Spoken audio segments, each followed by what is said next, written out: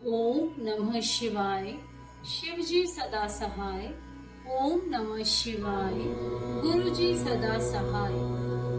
दक्ष की 60 कन्याओं का विवाह।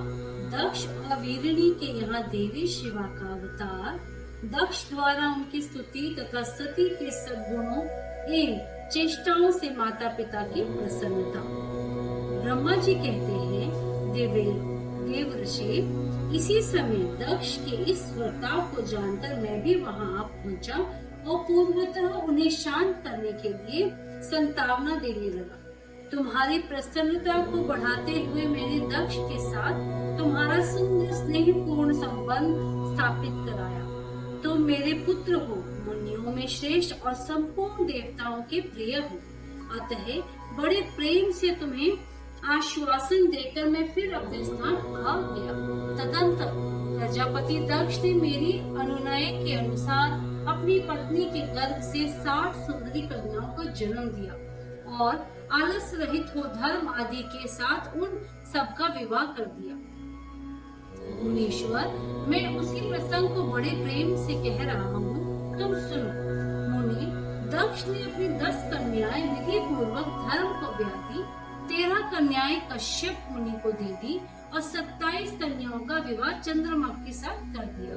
भूत या बहुपुत्र अंगिरा तथा कृष्णवर्ष को उन्होंने 2-2 कन्याएं दी और शेष 4 कन्याओं का विवाह ताक्षर्य के साथ कर दिया। इन सबकी संतान परंपराओं से तीनों लोग भरे पड़े हैं। अतः विस्तार भय से उनका वर्णन नहीं किया जाता। कुछ लोग शिवा या सती को दक्ष की ज्येष्ठ पुत्री बताते हैं, दूसरे लोग उन्हें मंजरी पुत्री कहते हैं तथा कुछ अन्य लोग सबसे छोटी पुत्री मानते हैं। कल्प भेद से ये तीनों मत ठीक है।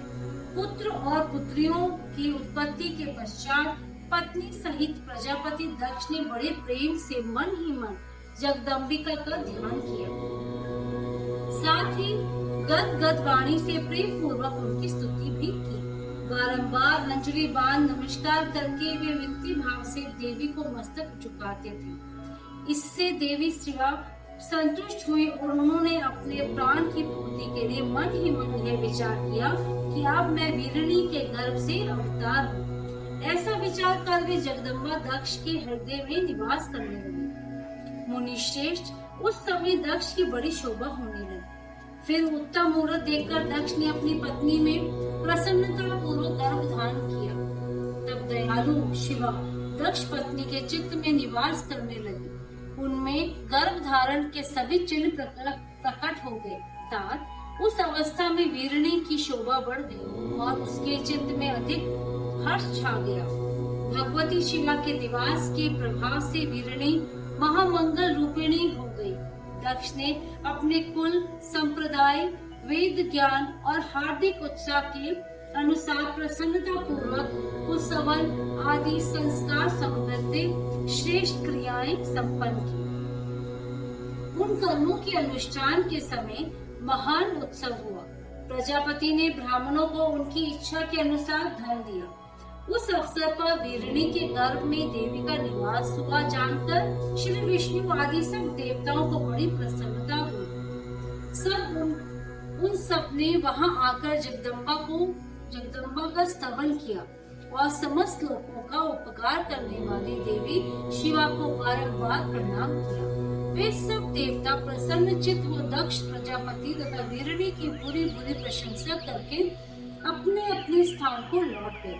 नारद, जब 9 महीने बीत गए तब लौकिक गति का निर्वाह कराकर 10वें महीने के पूर्ण होने पर चंद्रमा आदि ग्रहों तथा ताराओं की अनुकूलता से युक्त सुखद मुहूर्त में देवी शिवा शीघ्र ही अपनी माता के सामने प्रकट हुई। उनके अवतार लेते ही प्रजापति दक्ष बड़े प्रसन्न हुए और उन्हें महान तेज से देदीप्यमान देख उनके मन में यह विश्वास हो गया कि साक्षात वे शिवा देवी ही मेरी पुत्री के रूप में प्रकट हुई हैं। उस समय आकाश से फूलों की वर्षा होने लगी और मेघ जल बरसाने लगे।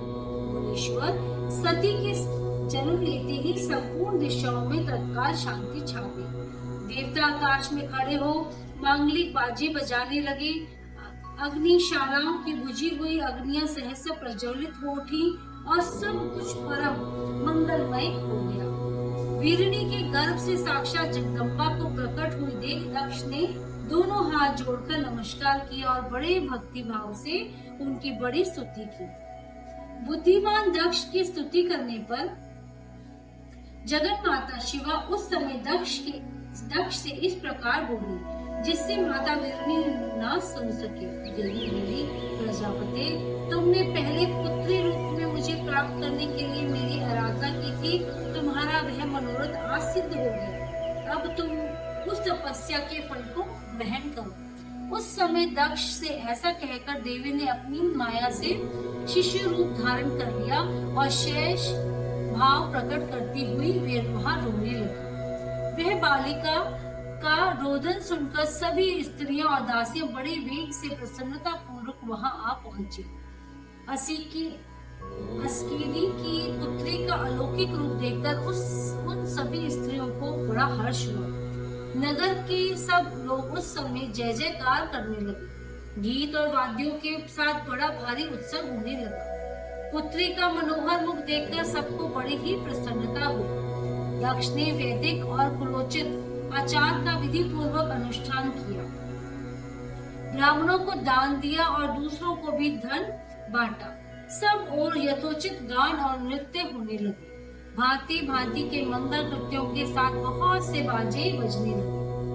उस समय दक्ष ने समस्त सद्गुणों की सत्ता से प्रसन्नचित होने वाली उस पुत्री का नाम प्रसन्नता पूर्वक उमा रखा। तदंतर संसार में लोगों की ओर से उसके और भी नाम प्रज्वलित किए गए, जो सब के सब महान, मंगलदायक तथा विशेषतः समस्त दुखों का नाश करने वाले हैं। वीरणी और महात्मा दक्ष अपनी पुत्री का पालन करने लगे तथा वह शुक्ल पक्ष की चंद्रलेखा के समान दिनों दिन बढ़ने लगी। द्विज श्रेष्ठ बाल्यावस्था में भी समस्त उत्तमोत्तम गुण उसमें उसी तरह प्रवेश करने लगे, जैसे शुक्ल पक्ष की बाल चंद्रमा में भी समस्त मनोहारिणी कलाएं प्रविष्ट हो जाती हैं। दक्ष कन्या सती सखियों के बीच बैठी बैठी जब अपने भाव में निमग्न होती थी, तब बारंबार भगवान शिव की मूर्ति को चरित्र करने लगती थी। मंगलमयी सती जब बाल्योचित सुंदर गीत गाती, तब स्थागुण हर एवं रुद्र नाम लेकर समर शत्रु शिव का स्मरण किया करती थी। अध्याय 14 समाप्त।